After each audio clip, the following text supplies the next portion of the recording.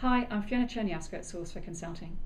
I want to talk about our new report looking at how clients perceive the consulting industry in the Gulf region. It's a brand new report. It's the first in a series which will look at how clients think about consulting firms right the way across the world. But so far, with vast amounts of data to analyse, we've only managed to pull out the information on the Gulf region. But it still makes what we think is fascinating reading. So there's some good news, some bad news and some fascinating news. The good news is that 55% of clients think that consulting in the Middle East is of a high or very high quality.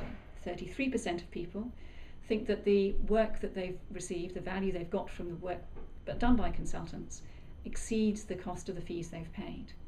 But it's not a ringing endorsement. We also had 35% of clients who said that consulting firm services were only average in quality. And we suspect that average here perhaps means not quite what they wanted to do. Certainly didn't exceed their expectations in the way that consulting firms might have liked them to do. On top of that, 14% said that the work that they received from consulting firms wasn't worth the amount that they paid for it, that the cost of the work done wasn't matched by the value the consulting firms added. So although there's some overall good news, there's some highlights there of some points where clients think that they're less than wholly satisfied with what they're seeing. On the other hand, if you step back from that, 28% of clients say they're willing to pay more. So how can we square that? How can we match the fact that the view is positive but patchy against the fact that quite a substantial minority of people are willing to pay more? Well, it's the peculiar circumstances of the Middle East in which countries, companies, organisations have a lot to do. There's a lot on their agenda. And they don't have access to the level of, or the numbers of qualified people they need to do that work, creating what is really a perfect opportunity for consulting firms. So although value is reasonably high, quality of service is reasonably high, and there are still some patches where people are less certain about what they get for it, actually there's still a minority of people who are willing to pay quite significantly more for consulting work because it's a scarce resource. But we should emphasise that the views here vary quite considerably when you dig underneath the surface.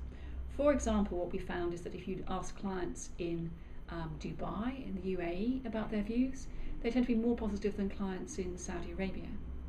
We found that back office people, so people working in the finance function or CIOs, tend to be more negative than people in the front office.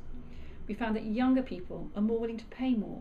Perhaps they've got a better understanding of where the value is going to be added. Maybe they think they need the support from consultants.